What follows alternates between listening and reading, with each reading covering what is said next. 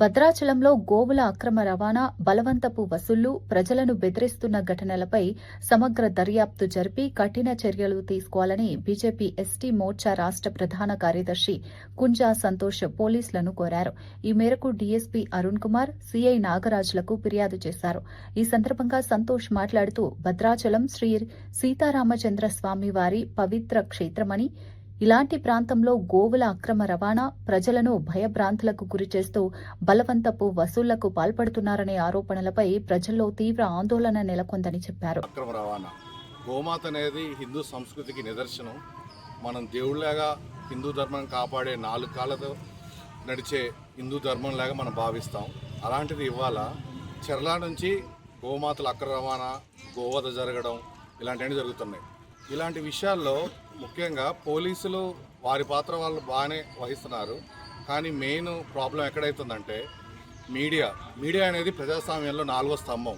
అలాంటి వాళ్ళు ఇక్కడ వచ్చే గోవులను ఆపి వాళ్ళే ఒక మాఫియాలాగా వాళ్ళతో చేతులు కలిపి వేరే ఏదో చిన్న చిన్న పత్రికల్లో జాయిన్ అయ్యి అక్కడి నుంచి వాళ్ళు ఇక్కడ చెర్ల నుంచి ఇన్ఫర్మేషన్ తీసుకోవడం, ఇక్కడికి వచ్చేసి వాళ్ళ దగ్గర డబ్బులు తీసుకోవడం, అలా అక్రమ రవాణాకి తీవ్రంగా నేరం అక్రమ రవాణా అలాంటి దానికి వాళ్ళు సహకరిస్తున్నారు. అంటే వాళ్ళు అలాంటి దానికి సహకరిస్తారంటే హిందూ ధర్మాన్ని వాళ్ళు పూర్తిగా వ్యతిరేకించినట్టే. ఇలాంటి పుణ్యక్షేత్రం ఉన్న ఏరియాలో ఇలాంటి పనులకి మీడియా వాళ్ళే దగ్గరుండి చేయడం, దీనివల్ల ఏమైందంటే main stream electronic print media వాళ్ళు చాలామంది ఉన్నారు. ఇక్కడ నిజాయితీగా పనిచేసే వాళ్ళు భద్రాచలంలో 30 సంవత్సరాల నుంచి ఉన్నోళ్ళు ఉన్నారు. అలాంటి వాడికి చెడ్డ పేరు వస్తుంది. కావున అలాంటి వారిపై చర్యలు తీసుకోవాలి. అలాగే ఈ అక్రమ రవాణాకి ఆల్రెడీ భద్రాచలం లోకల్లో ఉన్న వ్యక్తులే సహకరిస్తున్నారని రికార్డింగ్లు బయటకు వచ్చాయి.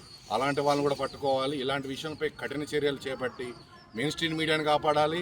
అలాగే ఈ అక్రమ రవాణా చేసే గోమాత అక్రమ రవాణా, గోవధ చేసే వాళ్ళని శిక్షించి హిందూ సంస్కృతిని కాపాడాలి.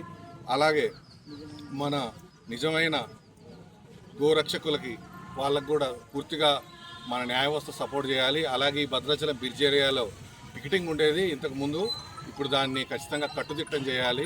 అలాగే పోలీసులు కూడా చెర్ల నుంచి ఇక్కడ జరుగుతున్న క్లియర్గా తెలుస్తుంది.